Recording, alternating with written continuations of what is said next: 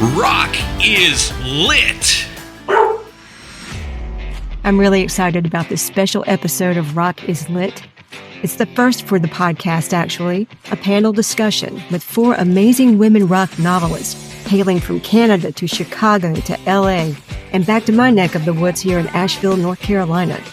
Kirsti MacKenzie, Mallory Smart, Claire Hopple, and Rock is Lit veteran Jessamyn Violet are joining me to talk about our experiences and thoughts about writing fiction about musicians. Jessamyn Violet is a writer and musician out of Venice Beach, California. Her debut novel, Secret Rules to Being a Rockstar, was published in April 2023 by Three Rooms Press. Short fiction can be found in Ploughshares, Lit Angeles, 805 Art plus Lit Journal, and more. She is also the drummer for the psych rock band Movie Club. Mallory Smart is a Chicago-based writer and editor-in-chief of Maudlin House. Some people even call her the only living girl in Chicago.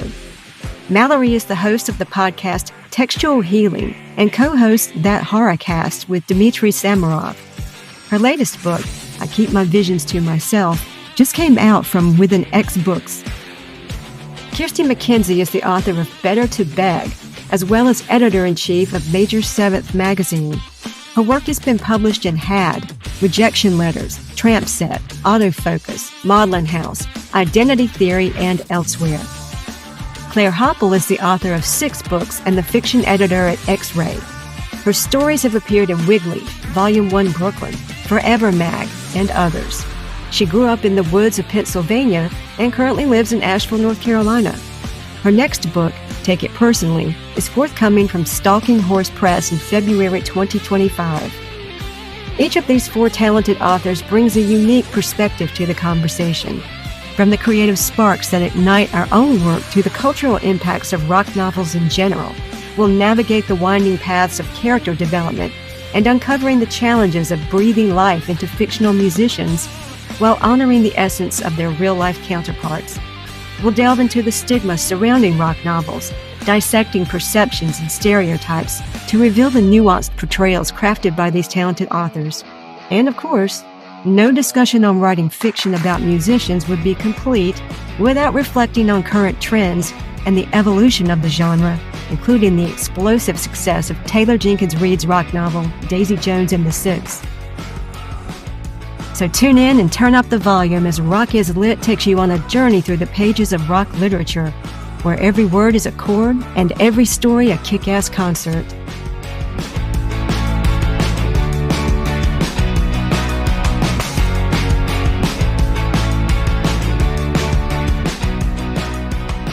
Hello, everybody. Thanks so much for joining me on what I know is going to be a really fun conversation. I'm so glad you're here. What's up? Yeah, happy to be here. And special thanks to Jessamyn for bringing my attention to this subject and getting the ball rolling on this. So kudos to you. Well, Mallory came to me with the idea and I just ran with it to the best person for the job, in my opinion. So. Well, thank you for having us, Christy. Seriously.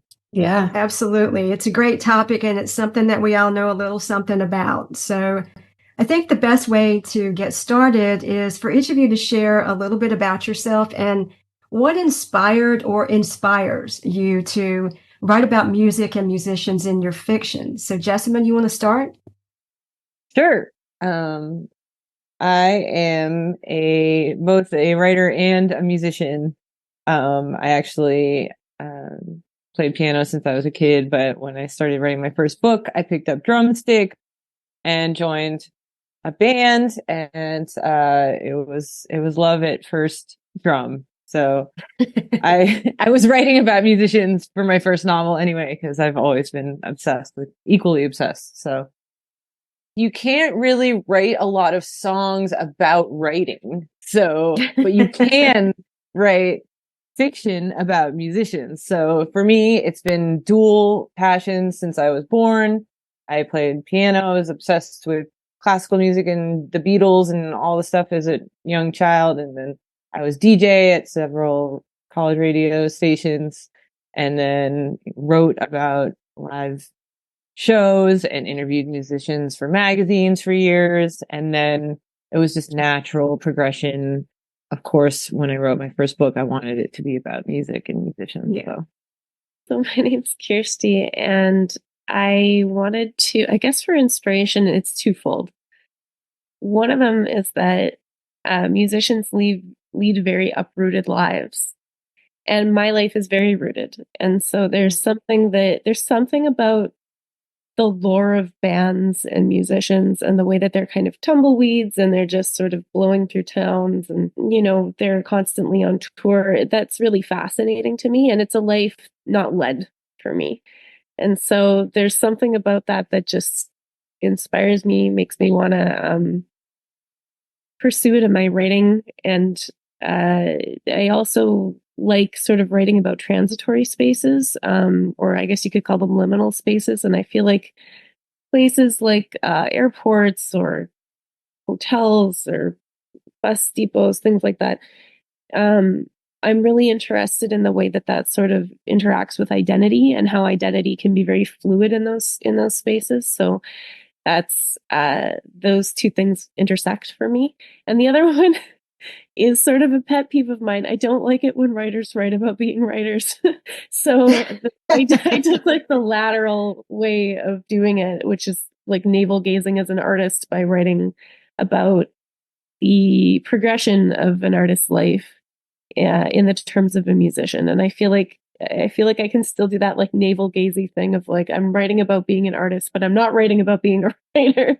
So I wound up going with musicians instead. So that's where the inspiration comes for me. Honestly, I'm kind of a wannabe musician. I kind of was when I was younger. I attempted to do like a Riot Girl band. It was horrible. We were called Classy Ladies. And when I was done with that, I actually would just hang out with friends on a curb and we would just like be playing mandolin and guitar. And by curb, I mean like a 24-hour parking lot outside of a Denny's. And that heavily inspired me to do this because as a writer, I started getting very nostalgic for that time, for when you can create for yourself and not just the audience. And that's very much what my book is about. I'm probably the least qualified to be here in the sense that I don't actually know that much about music, besides being in chorus, in high school, and living in Nashville for about 6 years and just accidentally befriending a ton of musicians in the process, because everybody in Nashville is a musician. You just need to go to even the frozen yogurt place. It's so sad. Had somebody playing at all times. Like Kirsti, I also use writing about musicians as a way to sort of talk about writing without talking about writing, because it's a pet peeve of mine as well. But specifically for the novel that's coming out in February through Stalking Horse Press. Congratulations. Thank you.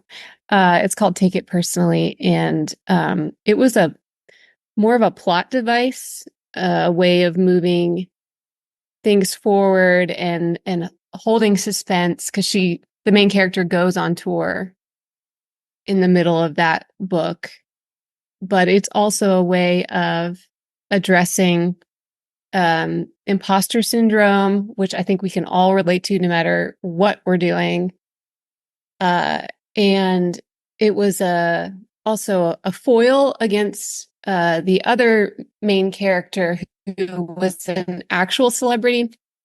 The main character is not and is following a celebrity. And so it was a way to just show the stark contrast between their lives and how one is enamored with the concept of celebrity, but is just not there and is doing a sort of a private investigator type deal, amateur private investigator job. So hopefully that made sense.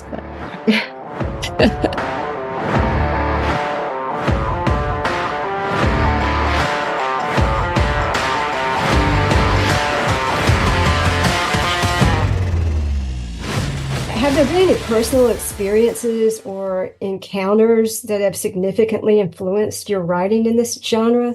And anybody can jump in. I mean, it's hard to say one, but I will say like something that really got me going was that weirdly, like my dad is a big nerd, and he has always worked at weird companies where I don't know what to say he really does, but when right before I moved to California, it was an interesting situation because he went to business school with the owner of Gibson Guitar. So he got a job as COO of Gibson Guitar, like, Wow. a few months before I moved to LA. And I was going blind. I knew some people from Emerson there, but like when I got there, he kind of like plugged me into some Gibson people from the start. And it was it hugely shaped the plot of my first book because I was thrown into this like, crazy, A-list situation by going to these charity events and shows and meeting all these major league players as a little bright-eyed 22, 23-year-old. And, I had some, situations arise that like I loosely borrowed from in the book. And, so I think, a combination of the people that I met through having that weird, it was such an anomaly because he only lasted at that job for 9 months. It's a hot seat, as they say, like very high turnover, hard to handle position. So it felt like just a gift from the universe because if that hadn't been the case, my first book's content would be hugely different. So living in Nashville for a little while, it was just pretty incredible to walk down the street and see famous musicians at your local Mexican restaurant getting a margarita alongside you, walking into Trader Joe's and seeing Taylor Swift. And it was just a wild time to be there. A lot of people were moving from California at that time. And as someone who grew up in the middle of nowhere in the woods in Pennsylvania, literally whittling sticks as a child with my Swiss Army knife, it was quite an experience. So I think that did shape me a little bit as I was writing this last novel. Quite honestly, I started writing influenced by my favorite band and their lore a little bit. And I was writing scenes. I needed to get going in my writing.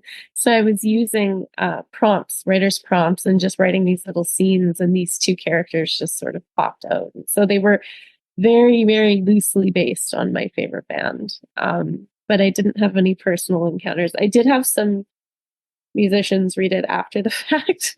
And I feel we'll get into this a bit later, but I definitely feel a bit of imposter syndrome writing about musicians. But yeah, no personal encounters for me. no personal encounters, no romances even. No, Come on. no, not even. I had a very, very, very brief fling with the guitarist from like my hometown, but that happened after the book was written. So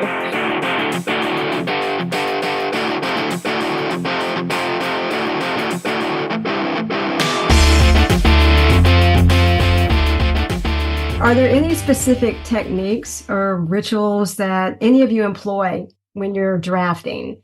Like, do you listen to music while you're writing? Because I have to have complete silence. I can't listen to it while I'm writing, even though it usually inspires what I'm writing.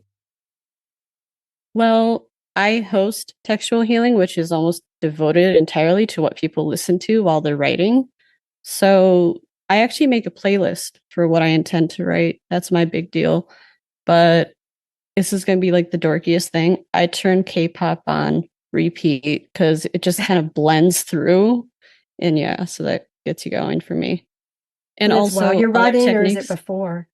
it's while I'm writing. Beforehand, I'll kind of jam out. I think I've shared the playlist I made for this book with a lot of people. So yeah. So is K-pop like your white noise? Yeah, it is. I do that, or sometimes I do rain sounds. That's like really soothing for me. I have to listen to music. And it has to be something that I actually want it to have lyrics, but nothing too distracting. I pretty much default to 3 Fleetwood Mac albums, all deep tracks, none of the hits that everyone's heard a million times. Mallory knows this. She's also Fleetwood Mac. But Tusk. But really anything that that has a somewhat chill vibe, but is still expressing a great deal of emotion at the same time. I also make a playlist, or like I'll listen to things that are specific to the genre of like the musician that I'm writing about. So for my novel Better to Beg, it was about early aughts garage bands and indie bands. And so I listened to a lot of those early aughts bands that like were very like New York cool, I guess you could say. So the Kills and the White Stripes and the Strokes and LCD Sound System. Those were all the National, all those bands were really really sort of pivotal. And for me, it becomes white noise when I crank it as loud as I possibly can and just sort of use the energy of it, but zone out on the lyrics. And so there are songs that I would just play continuously on repeat sometimes during a certain scene. I remember writing one scene. I really liked the Hell or High Water soundtrack as well, because it's also like a road trip film, even though it's a heist. And so I used that. And I listened to Coulter Wall's, the song he does. I can't remember it right now. It's a pretty famous song, but I listened to his tune over and over and over again during one specific scene. So that's my mode, as loud as it can possibly go, and sometimes obsessively on the same tracks while I'm doing it, and specific to the time and the genre to get the feel for it. Are you all doing Spotify playlists, Large Hearted Boy playlists, or are these just personal playlists? I did a Spotify playlist, 2 of them actually, and then also I was on Large Hearted Boy. Most of my music centered around kind of like things that make you feel like you're LA in night, like just lost in the city, wandering around. So I had a lot of Bob Seger. I had some Fleetwood Mac going on, but a lot of ELO as well for some reason. Yes. Wow. Love ELO. Yeah. Telephone line on repeat. So good. I just picture Steve Buscemi putting on lipstick in Billy Madison every time I hear that, and it makes me smile.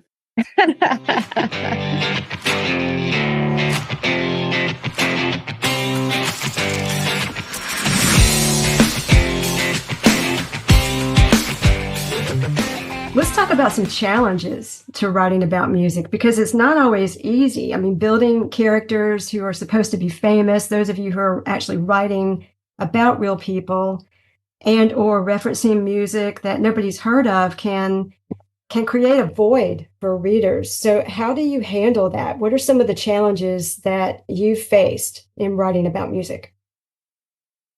Not being a musician was the main one. I guess the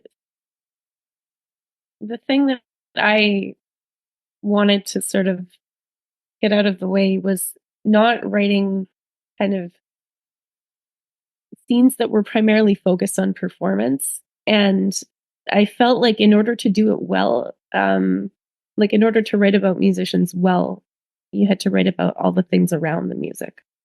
But not being a musician gave me a lot of imposter syndrome, because I was sort of like, who am I to be writing this? And I still get that sometimes. And I had that feeling most acutely after releasing the book.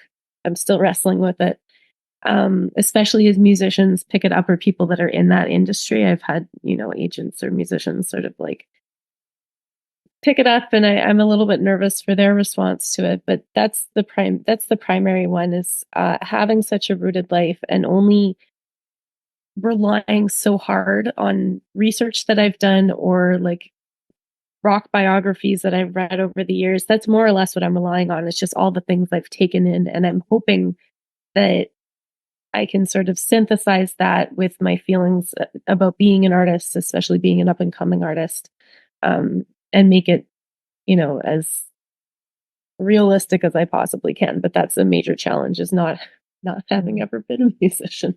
Big one. I completely agree. I'm just going to piggyback off that answer because that's exactly how I feel. And I think the reason that it didn't maybe haunt me as much is because I also wasn't focused on the technical performance so much, but more about what happened before and after various shows. And all of my characters are extremely quirky. And so they're not going to do things the way that normal musicians would anyway. And so that gave me a kind of freedom amid the challenge, I think. Yeah, I went slapstick with mine. I was like, I'm just going to get out of this by going slapstick comedy in a lot of these scenarios. I mean, I did the same thing too, where I tried to leave performances out as much as possible because I feel like as a writer, it's really difficult to actually describe music. I mean, if you ask anybody, I feel like most people would say that music actually transcends language to a certain degree. So that was a very big thing for me to deal with. So yeah, I kind of always kept the music and the performances on the periphery and kept with the introspective nature of the writer. Yeah, I think that that's like well advised, you know, in my book too, in Secret Rules to Being a Rockstar, like the main character goes to LA to be in a band, but they keep trying to rehearse, but they never actually even rehearse. So it's like kind of writing around the actual performances and focusing on the personality and the drama is way more compelling, especially when it comes to like a fictional.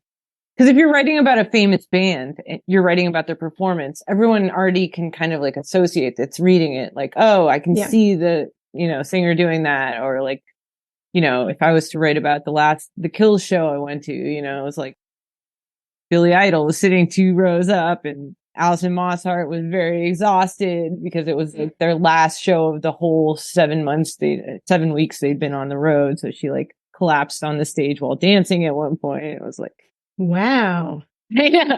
But see, I can talk about the performance. Everyone's interested. But if I'm talking about this fictional performance of a band, you know, no one's going to really care. So yeah, I was definitely, that is a challenge. And if I was to write a sequel, I would also have to kind of dance around that, and your eyes just like kind of glaze over because it's like you're using a whole nother section of your brain when you're listening to music that, yeah, it's really hard to nail down with words.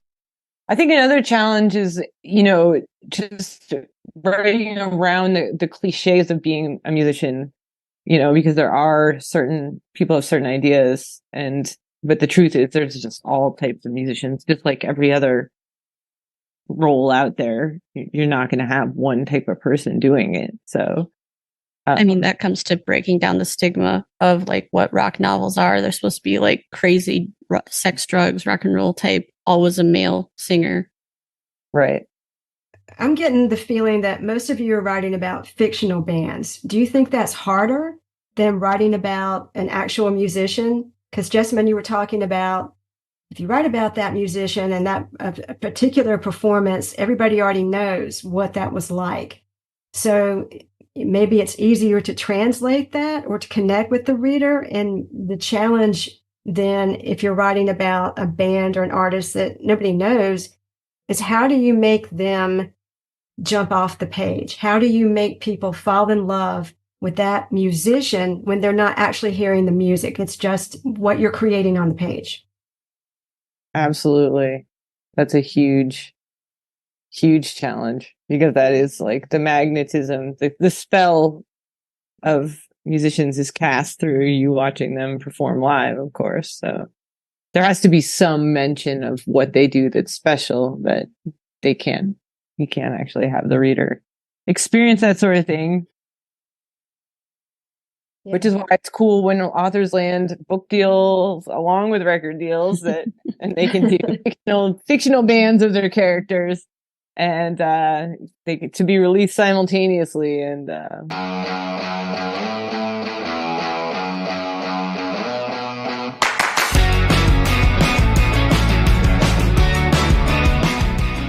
I remember, Jessamyn, when I met you, and I first interviewed you for Rock is Lit, you mentioned that you were having a hard, well, I mean, obviously you'd sold the book by then it came out, but you had a hard time convincing some publishers to take it on because of the stigma against rock novels. Can you talk a little bit more about your experience with that or what your thoughts are about that stigma?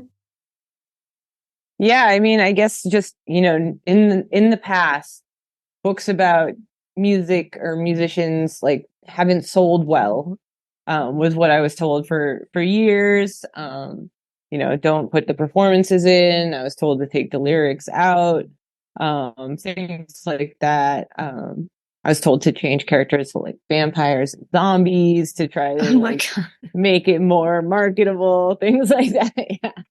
Because I shopped my first book around for an incredibly long time. And it went through several different agents, and it was just a very, very long nightmare process. But I still wanted to stick with it because it was, at that point, it's just like, you want to see it through. You put so much time and effort into things. But then, also there can be a shift in the like overall climate. And it seemed like all of a sudden YA was up on an upswing. Queer novels were up on an upswing, and writing about musicians suddenly getting more popular. So a combination of those things, and I found, a very small press and things like that. And so, yeah, I don't know. It's just like, and now that Daisy Jones is hit, I think, people can't say that anymore.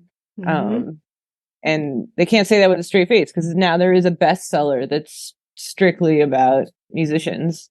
It's fiction. So yeah, it felt like a win, like the hole's a little wider now. The crack is a little wider. And I think too that Daisy Jones succeeded so wildly because it was about the periphery of things that happen around the recording. Like it's very much, and she cribbed from a very famous story from the Fleetwood Mac Rumors album. People love that story. People love that story the same way that they love the lore of musicians all the time. Anyone who is into music history loves the personal stuff around the album as much as they love the album itself. They love the things that inform that. And so I think that writing around it helps break down the stigma and creating lore. And that goes part and parcel to what you said about making the characters interesting, is like, all you have to do is think about the kind of ups and downs of a musician's life or the trajectory of a musician's life. And it's a little bit different for all musicians, but they still sort of have these periods of time that you can track, and they track very well in biographies and autobiographies. So why not in fiction? And we've seen that, like Jessamyn was saying, we've seen it in the last few years. They can't say anymore with a straight face that doesn't sell because there's a market for it. And Taylor Jenkins Reid found it, and she found it with one of the most famous stories of all time. And we ate it up. We knew the story and we ate it up anyway. So I think that people love being told those stories over and over and over again, just in different ways. So I think that lends itself to breaking down that stigma that we've seen is shying away from just adulation of like performance and just talking about the gossip around it, because they lead very juicy lives and often very messy lives. And I think that that's part of the appeal, big part of the appeal. I think a big part of it might also have to do with Gen Z and TikTok and how much they actually help like push Daisy Jones. I'm curious whether Daisy Jones would have been as popular if her previous book, Seven Husbands of Evelyn Hugo, wasn't as popular, because that was like a huge smash hit that was optioned also. Have any of you read it?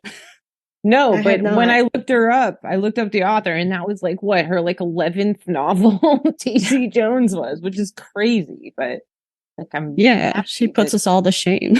And she does that kind of like cribbing from famous people's lives and turning them into her own story. She does that so well. Like she does it in a way that you sort of know, and you're drawing on your reference from pop culture to feed the character that she's making. But it's also a brand new story. So she's kind of perfected this, breezy beach read that is sort of juicy and gossip filled and draws on these stories that you already know, and she tells them. Like, she's found a market for it, and it's really exploded because she did, I think Malibu Rising was kind of low key about a Frank Sinatra character and his kids and sort of the effect that his womanizing had on this family that he created and on these generations of people. So she's figured out how to take celebrity and write about it in a more accessible way, and in a way that's compelling and a page turner, and obviously accesses massive audiences. Like you said, Book Talk picks up on it. Side note, she went to Emerson. She was in my class, but she wasn't a writing major. She wasn't a writing major. Oh, she was in a film, wasn't she? Yeah. Yeah. Really funny. But Kirsti, you said something that caught my attention. You mentioned beach read, because there have been so many amazing rock novels before this, and they've been books that have used pop culture icons, that have, like, I'm thinking particularly of Zachary Lazar's novel Sway, and he's got members of the Manson family in it. He's got the avant-garde artist Kenneth Anger in it, and it's the Rolling Stones, early Rolling Stones, all of that stuff all wrapped up together. And those pop culture references are just as interesting, at least to me, as the Fleetwood Mac story, as interesting as that is. But I think you hit the nail on the head when you said she figured out a way to tell the story so that it's very accessible to everybody. It's a beach read. Zachary Lazar's novel is a lot more intellectual. It's a lot more literary. So, maybe that's the difference right there. Yeah, and I want to say too that some people use beach read as like a pejorative. Like they're basically saying that it's like not a good thing, right? They're using it as something that's like that doesn't have anything to say, and I would disagree with that. I think that she has a lot of commentary on celebrity and on fame and on the lives of these people that she's writing about, that she's doing, but like you said, in a less like heavy intellectual way. It's still there. That commentary is still there. Right. It's just more accessible. Yeah, absolutely. And I think that she's done that in a way that, finds its audience. And I would be lying if I said I don't study it just a little bit, because she's done it for the biggest audience. They're getting adapted. Like I think that, without being cynical, if we're sort of aiming for a large audience, she's probably spawned a lot of imitators, I'd say. And I think that there's a way to sort of take what she's doing and adapt it for your own work. And you can put as much commentary or as little as you want. But the point stands that because so many people have references in pop culture, and I don't know about anyone else, but when I was doing, low-key education in creative writing, we were sort of told to steer clear of pop culture references because it might date the work. And I always bucked against that. I thought that doesn't make any sense. I think that makes it relatable. And I think now we're seeing in publishing, especially in the sort of indie lit space, people love references to pop culture because it's a bond. It's sort of a shared thing that we can draw on. And it also could be like a personality trait and everything. It defines someone's class and their background. And sorry for interrupting. No, it's okay. I'm hammering on about it because it fascinates me endlessly. But it just made me think of like American Psycho and stuff like that, where it's like, oh, he's obsessed with the Rolex, he's obsessed with that, things like that. And he does those diatribes about albums in the middle of it, right? And there's, oh my God, I love that. There's this sort of relatability that he has as a psychopath, where like he's doing a deep dive on these as he's doing these horrific things. And all this to say that pop culture is a kind of it's a touchstone that people can relate to. And so I think that that's a big piece of making these things accessible, right? So that's my thought on that. I don't know if anyone else has any. Oh, that was great. Well, I think also that characters don't exist in a vacuum. And like what you were saying, Mallory, what you're interested in with regard to music or movies or certain foods or certain brands of clothing says a lot about who you are or who that character is, that character's background. So I always have included pop culture references in my work because it's so much a part of who I am as a person anyway. I mean, I actually had included it at the end of my book where they do a secret movie club thing. And Jessamyn immediately was like, oh my God, have you done that? And it's like, yeah, see, there's a personality thing that like I just threw out there for you so you actually understand the kind of person she is. Mm-hmm. I mean, that was very cool to find that. I mean, obviously, as Movie Club, the band, we are a big fan, and we've done a mashup event with them, and it was very cool to see you spotlight them at the end of your book. But have you done that? I forget. No. Man. How did you But like find you out could about immediately like come up with a conclusion though, like what she's like though, since you know what it is and everything. Yeah, but I wouldn't even call that a pop culture reference. You know what I mean? That's like a kind of like subculture reference. That is true. Duncan Birmingham told me about it. Amazing. What a guy. I'm glad he's representing. He'd probably say Vidiots if it had been these times. Vidiots is the new hot theater in town. But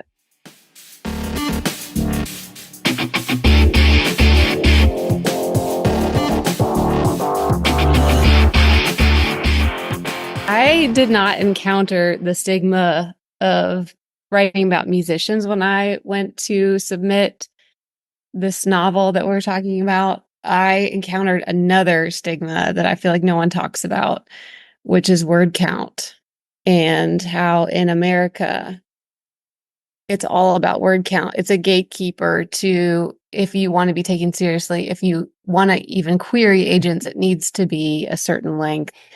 And how other countries don't have that stigma. I pick up New Directions translations all the time, and they're some of my favorite books ever. And they're these slim, quote unquote, novels that are maybe 85 pages long. And I'm obsessed with them. And that's where our attention span is heading, or already is. And so it's baffled me that the publishing industry has not caught up with the rest of the world and with our mindsets in that sense. Now, I realize there are people who look to a novel to just wrap themselves up in it and get lost and be in this 500-page tome and feel so invested. And there is definitely space for that. But to only have space for that is where I get a little confused and a little bit bitter, I guess. So but I love how to the point you are. Thank you. I do think pacing is a challenge for me, and it's something that I've been working on a lot lately and can always work on, but still, that's all. That's my rant. What was your word count? With which, so I've already finished a different novel since the musician one. Claire's crushing it. So the one that's coming out in February is only like 21,000 words, which is why, I didn't even really try to send it anywhere to agents. But then I have a new one that's 41,000. So it's like barely in the door. Somebody told me the average novel's like 60,000 words, but 40,000 and above will get you in the door, basically. wait, so this one coming out on Stalking Horse is only 21,000? Yeah. Oh, wow. So it's a novella. That's what they're calling it?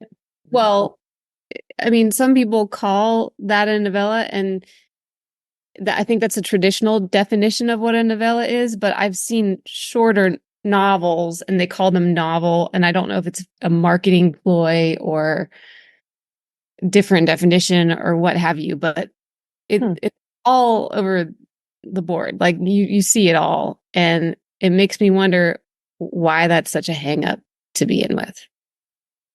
It's interesting. I had mine with query and Big Five in mind, and I wrote it. I think it was 85 to 88,000 words or something, and I was like, okay, it has to be this length. I have to make it this length in order to like query. And my book took a different journey. I wound up self-pubbing it, but and even now, having like you said, our attention spans are changing, and I like shorter novels now. I think that that's all. I think that that's the way it's going, and I think that there's something really rewarding about telling a story in a very compressed amount of time and not rambling on with it. And I think that my first one, I'm glad that it was the length that it was, but my next one, certainly, like you said, Claire, I'm adjusting my notions of what a marketable book looks like. And the next one's going to be shorter for that, because I agree that people's attention spans are adjusting, and micro and flash are the de rigueur now, right? It's the way that people are consuming things is in short little bites. And I think that, again, without being cynical, you do kind of want to meet the reader where they're at. And also as a writer, you know, do you need 88,000 words to tell this story? Can it be told in 20, 40, or 60,000 words? I think that it depends on the story itself. But yeah, in terms of industry stuff, I agree that there's a stigma with that when you're querying, for sure, because they're looking for that kind of standard. Oh, if we're going to put this on a shelf in a Barnes and Noble or in an Indigo, like, we want it to be 300 pages. And I just don't think that that's not the direction that things are going on the ground. It is very antiquated. I agree with you. Yeah, as a reader, I don't like description for description's sake. Just like I don't like going to a restaurant that's fancy for fancy's sake, and you eat the food and you're like, what is the big deal? So yeah, I think part of it is my own consumption habits too.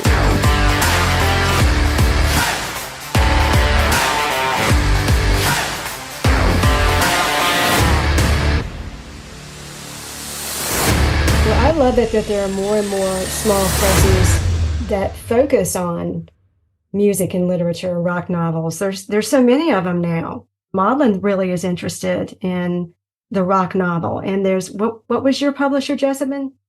Three Rooms? Yeah. Yeah. I mean, there are a lot now. So maybe there was a stigma with big houses, but it seems like that's not the case with small publishing, small presses. I think Clash Books too is also like, they just have a very like metal ethos. Like, even if they're not, all those books aren't specifically about rock. Some of them are. I think they did like the history of ska or something, or In Defense of Ska was a big one. And even if they're not, that was a good one. That is a good one.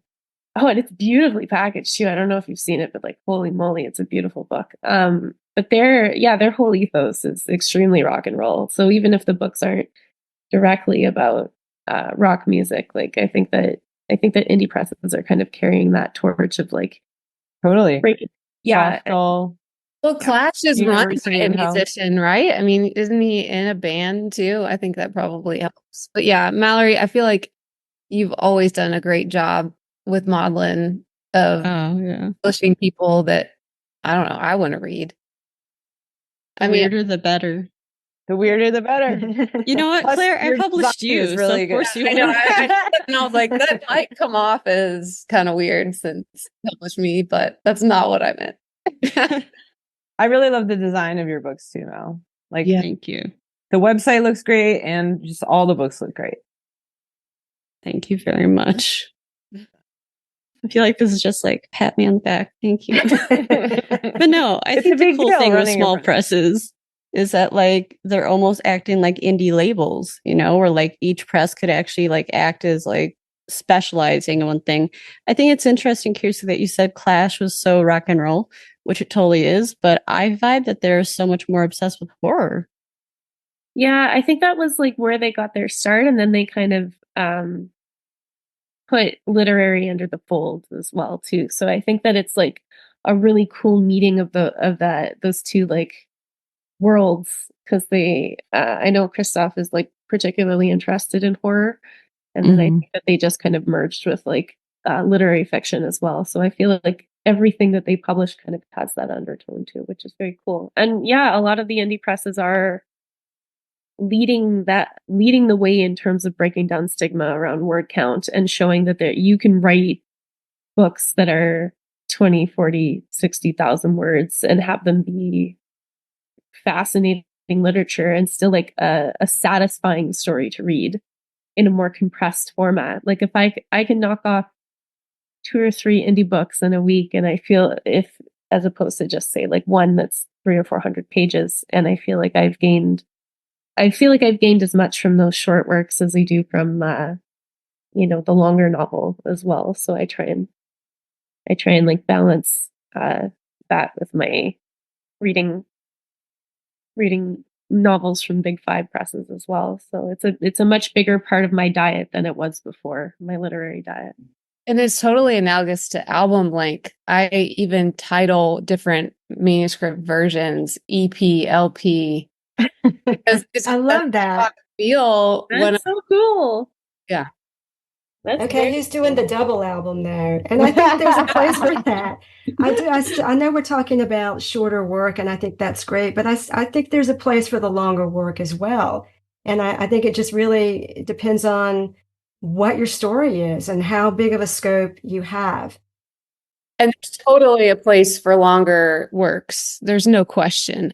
I just feel like it seems like at times in certain markets, there's only a place. Mm-hmm. I would say as a publisher, I get really intimidated when people send me things that are way too long as well. Anything over 100,000 words, I'm just like, no, thank you. You gotta cut that by 40 thou. Because the smaller presses have like less resources and less time and less people involved, right? Like they can't afford to be reading things that are 100,000 words long. But I think that it's like a guitar solo. There's like a limit of time, and then anything after that, it becomes masturbatory. So there's like gratuitous, yeah. Yes, gratuitous.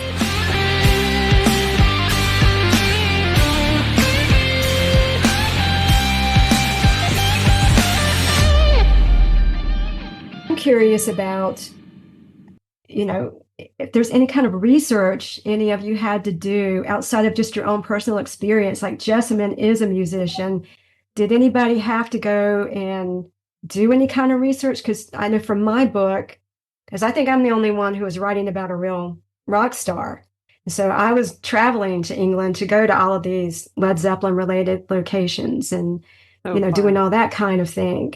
But did you all have to do any research for your books?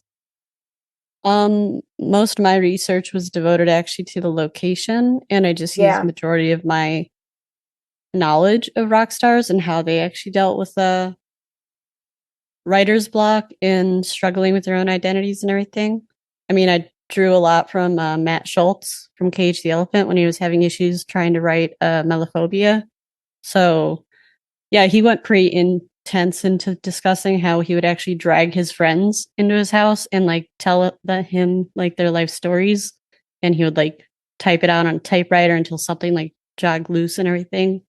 So I used stuff like that, and Patti Smith, who said that like she would have dreams and then immediately wake up and write it down, and that would turn into a song.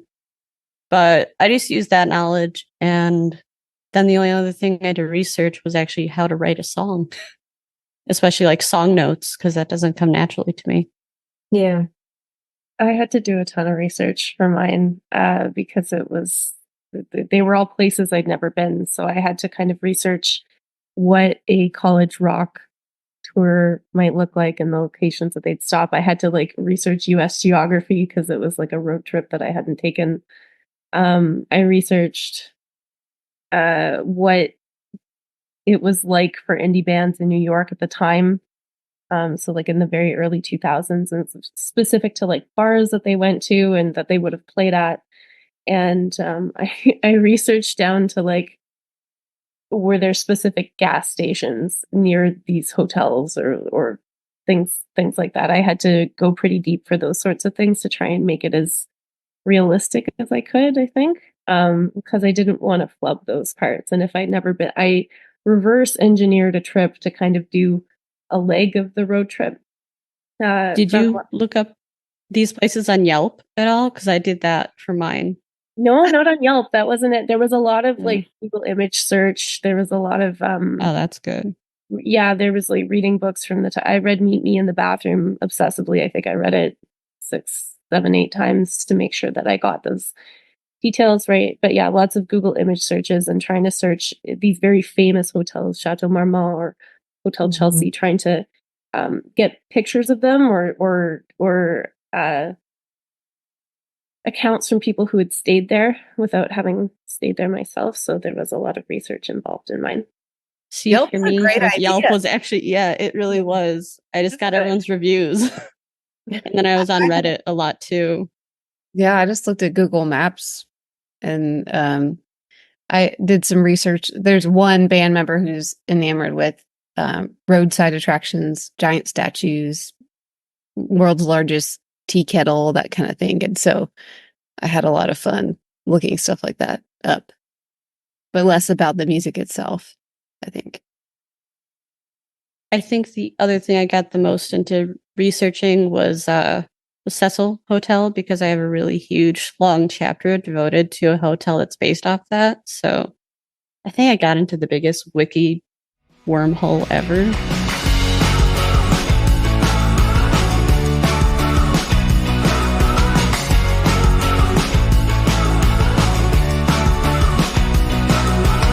Where do you see, other than maybe shorter novels, where do you see the trend going for fiction about musicians?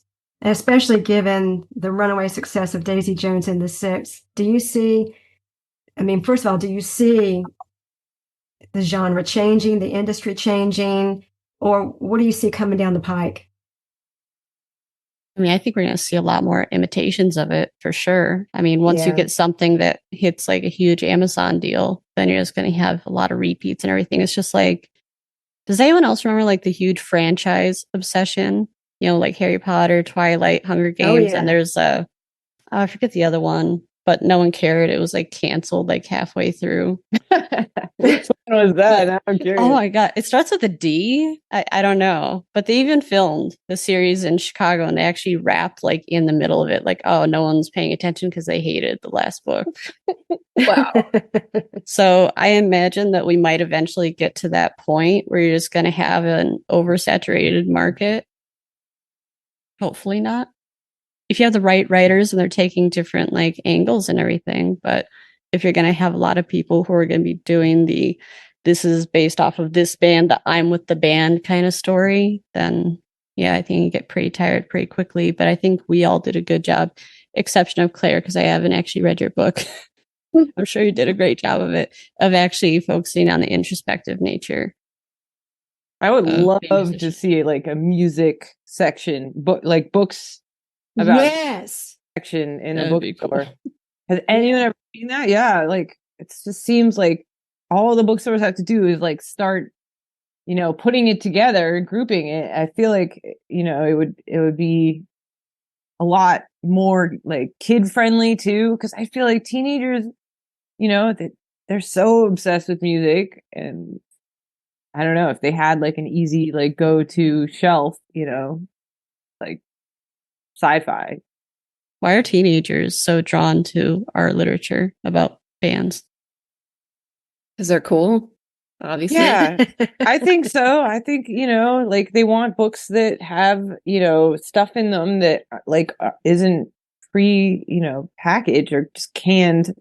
Like a lot of stuff is really vanilla, a lot of the YA stuff. And I tried to like at least put stuff in mine like that the parents wouldn't approve of and the kid would want to like hide under their bed. Like that was to me, those were the books that I liked growing up. Although my parents never had any book fans because they were cool and both super book nerds. So they said I could have any book I wanted. But I'm just saying, like, kids want to read stuff that is a little above their like age level.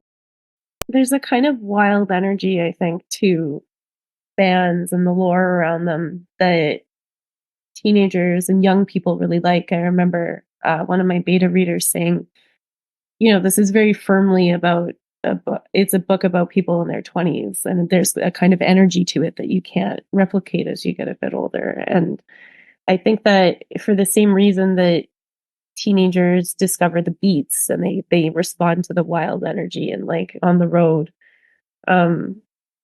it's channeling that same sort of youth and that same sort of abandon. And I think it's stories that are maybe a little edgier than what's marketed to teens or to young adults. I mean, do you think because it's about like running away from the more conventional lifestyle?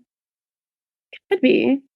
And I think too that music makes such an impact at that age in a way that like sticks with you the rest of your life in terms of what sort of form the impressions that you form on that thing. I think they said that like this is why dad rock is a thing, just because people get stuck on bands from their youth or like the sounds of their youth, whatever that is. It doesn't necessarily have to be the thing they came of age with. It could be like if you listen to Fleetwood Mac a lot in your 20s and you're just like, this is what I like, this is what I've imprinted on, this is my measure for everything.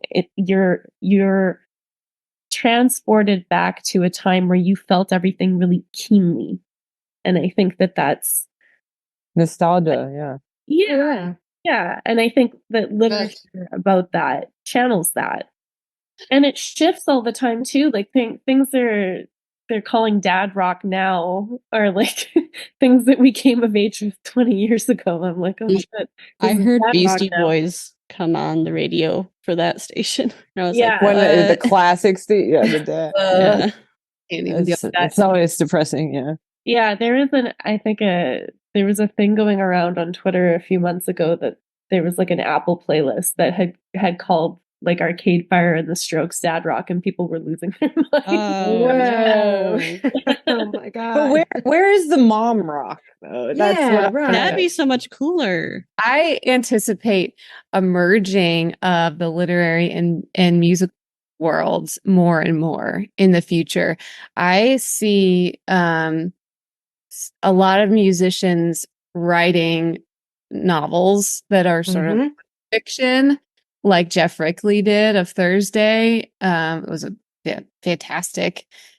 He already has a literary sense. He's been a reader his whole life, and he had to write songs, which I think is the most difficult thing to write. I cannot even imagine trying to do that.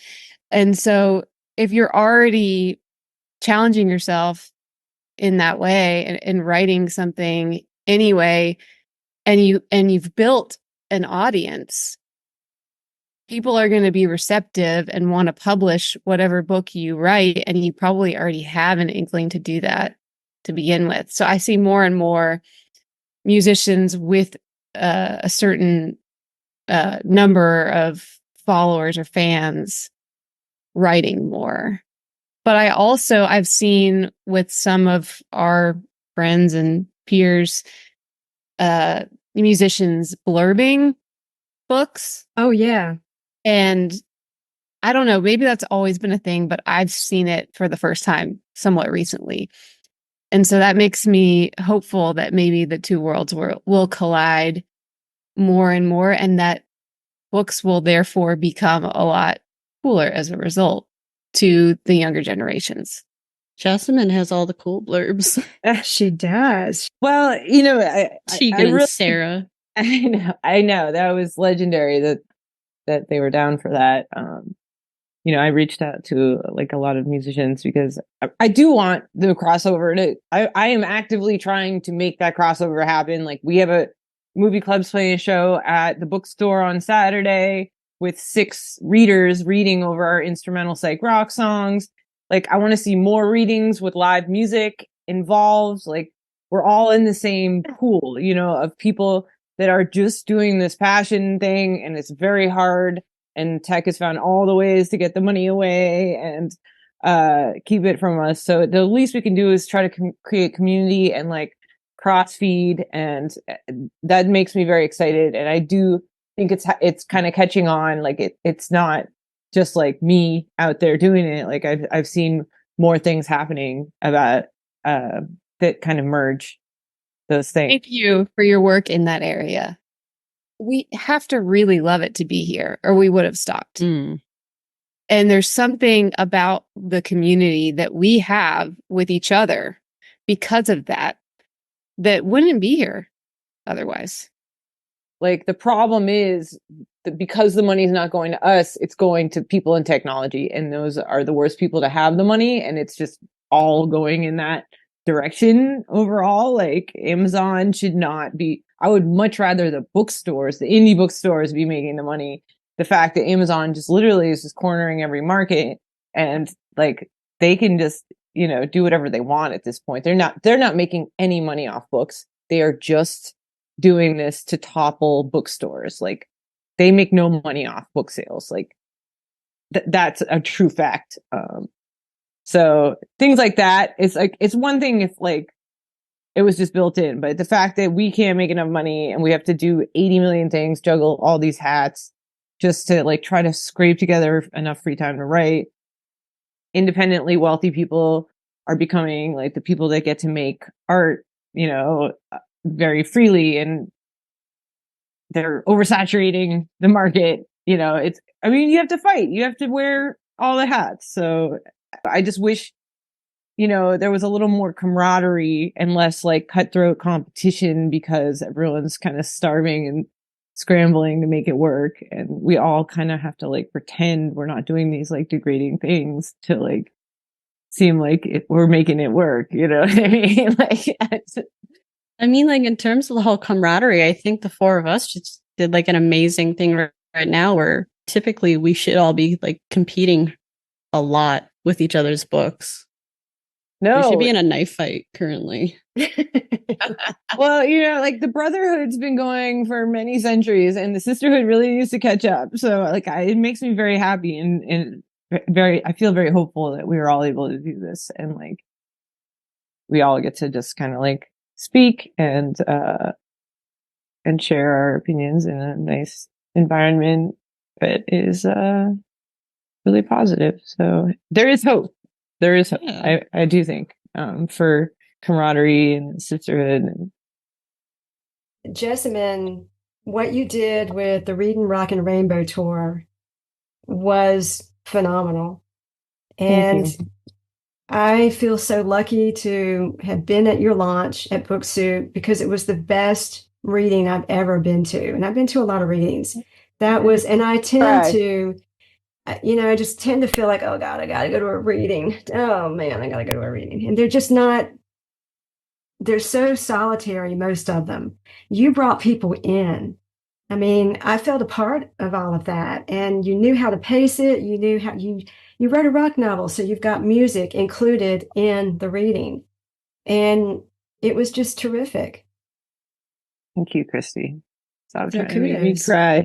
I mean, all of us weren't able to see it, but I think how you described how you got the audience to interact with you, that actually sounds like it was pretty rad as fuck. Yeah.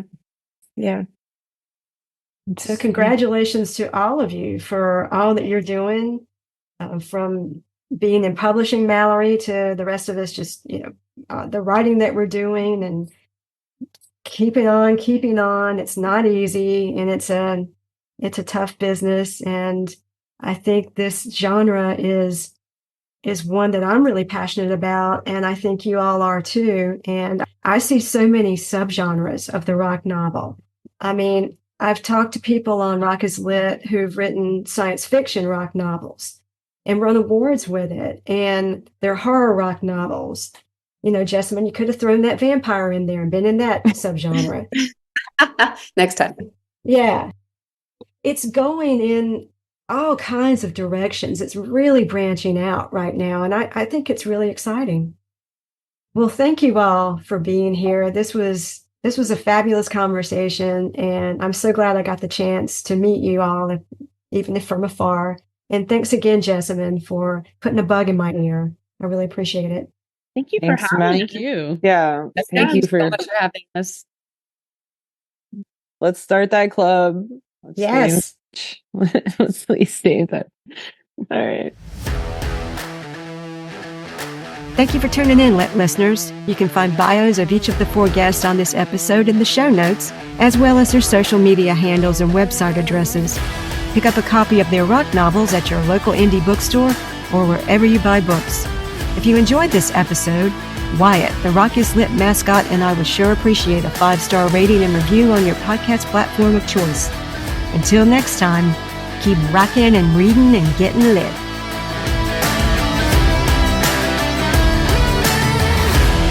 Rock is lit.